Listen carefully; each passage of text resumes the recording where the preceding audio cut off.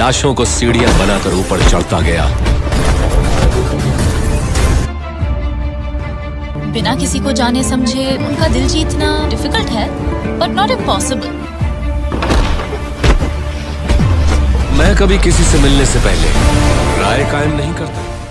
कैसे हुआ सद्दाम का दी एंड। हेलो दोस्तों, मैं नितिन आपका स्वागत करता हूं वालीग्राड स्टूडियोज में।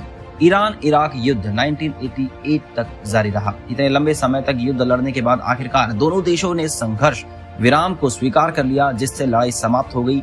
इस युद्ध की वजह से इराक के ऊपर बहुत सारा विदेशी कर्ज आ चुका था, पर इसके बावजूद भी सद्दाम ने अपनी सशस्त्र सेना का निर्माण करना जारी रखा। अगस्त 1990 में इराकी सेना ने पड़ोसी देश कुवैत पर कब्जा कर लिया। सद्दाम का इरादा था कि वो उस देश के विशाल तेल भंडार पर कब्जा कर उसका इस्तेमाल अपने देश की अर्थव्यवस्था को मजबूत बनाने के लिए करेगा, लेकिन उसका उल्टा ही हुआ। कुवैत पर उसके कब्जे ने इराक के खिलाफ दुनिया भर में व्यापार प्रतिबंध लगा दिया। इस कब्जे के खिलाफ सऊदी अरब में अमेरिकी सेना का निर्माण हुआ।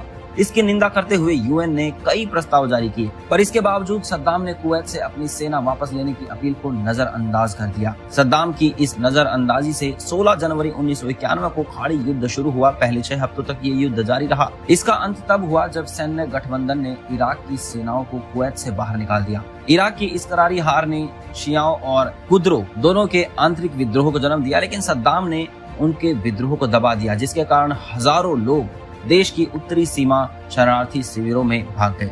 अनकहीं हजारों और हत्याएं हुई। कई शासन की जेलों में गायब हो गए।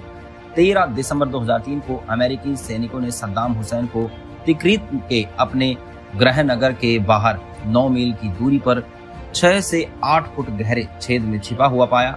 सद्दाम का हुलिया पहचानने लायक नहीं था। सद्दाम को बिना कोई चोट पहुंचाए गिरफ्तार। घटनास्थल पर मौजूद एक सैनिक ने कहा कि एक व्यक्ति ने अपने भाग्य से इस्तीफा दे दिया।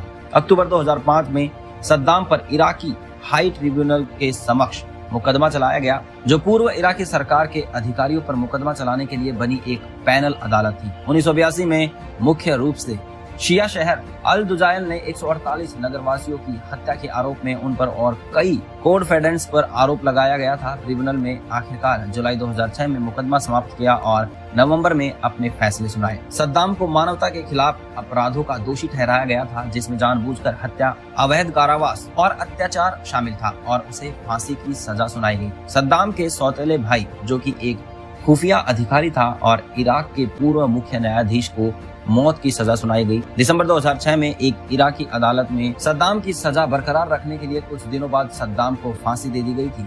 लंबी खोज के बावजूद भी विनाश के हथियार इराक में नहीं मिले। सद्दाम भले ही एक बुरा इंसान था, पर उसका व्यक्तित्व एक तेज खिलाड़ी जो अपनी जिद पर अड़ा रहता है जैसा था। सत्ता की होड़, एक के बाद एक नए विरोध, चोरी और छिपना छिपाना। सद्दाम के जीवन की इस कहानी को साहो के पार्ट 2 की तरह देखना दिलचस्प होगा। आपकी क्या राय है, हमें कमेंट्स करके जरूर बताइएगा। धन्यवाद।